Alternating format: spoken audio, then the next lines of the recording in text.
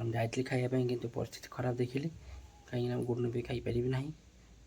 Hello ନମସ୍ତେ, କେମିତି ଅଛ ସମସ୍ତେ? ଜଗନ୍ନାଥଙ୍କ ଆଶୀର୍ବାଦ ଭଲ ଥିଲେ ସମସ୍ତେ। ମୋର ଏକ ନୂଆ ବ୍ଲଗ୍ ଆରମ୍ଭ କରୁଛି।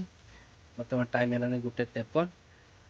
ଆଜି ବ୍ଲଗ୍ର ବଡ଼ ମାଙ୍କର ଶ୍ରାଦ୍ଧ।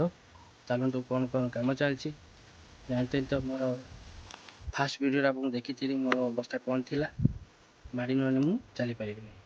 ଚାଲନ୍ତୁ ଦେଖିବା କ'ଣ କ'ଣ କାମ ଚାଲିଛି ବଡ଼ ମା ଘରେ, କି ରୋଷେଇ କରୁଛନ୍ତି। ଭିଡ଼ିଓକୁ କଣ୍ଟିନ୍ୟୁ କରନ୍ତୁ। ତାହେଲେ ଚାଲିଲୁ ମୋ ବଡ଼ ମା ଘରକୁ ଦେଖିବା ପାଇଁ କେତେ ବାଟ କାମ ଗଲା ଆଉ କ'ଣ ହେଇଛି ପୁଣି ଜଣାଇବା ସତରେ। ଦେଖନ୍ତୁ ଏଇଠି ବାଟରେ ମୋ ଭାଇଙ୍କ ଗାଡ଼ିଟା ଥାଉ ଥାଉ।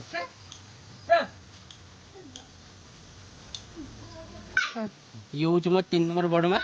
ମୋର ଟିକେ ହାଇ କରିଦିଅ ତ ୟୁଟ୍ୟୁବ୍ ବାଲା କ'ଣ ହାଇ କରୁଛନ୍ତି କାହିଁକି ନା ତାଙ୍କ ଯାହାଙ୍କର ଆଜି ଶ୍ରାଦ୍ଧ ତ ଆଜି ଭାତ ରନ୍ଧା ନାହିଁ, ସେଟା ଶୁଇଛନ୍ତି। ଚାଲନ୍ତୁ ଦେଖିବା ବର୍ତ୍ତମାନ କ'ଣ ଆଇଟମ୍ ହେଇଛି। ହଁ ବର୍ତ୍ତମାନ ବଡ଼ ମା ବର୍ତ୍ତମାନ ଢାଲିଲେ କ'ଣ ଏଇଟା କ'ଣ ଏଇଟା ଘଣ୍ଟ ଘଣ୍ଟ ମାନେ ହେଉଛି ବର୍ତ୍ତମାନ। ଆଉ କେତେ ରୋଷେଇ କେତେବେଳେ ଗଲାନି? ନାଇଁ ସତ୍ୟ ହେଲାନି। ହଁ ସତ୍ୟ ହେଲାନି କହୁଛନ୍ତି। ଇଏ ଏତେ ସାନି ଦେଖନ୍ତୁ କ'ଣ କ'ଣ ଆଇଟମ୍ ହେଇଛି। ଭାତ, ଡାଲି, ପନିର, ଶାଗ, ଫୁଲକୋବି କଷା, ଦହି ବାଇଗଣ।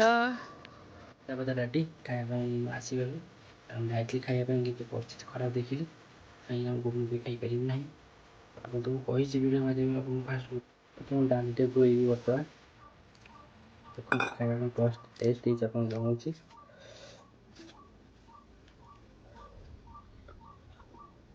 ପନିର ଜବରଦସ୍ତ,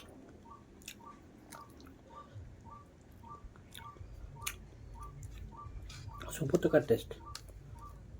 ଆଉ କ'ଣ କହିବି, ଦେଖାବ ଖାଇସାରିଲା ପରେ।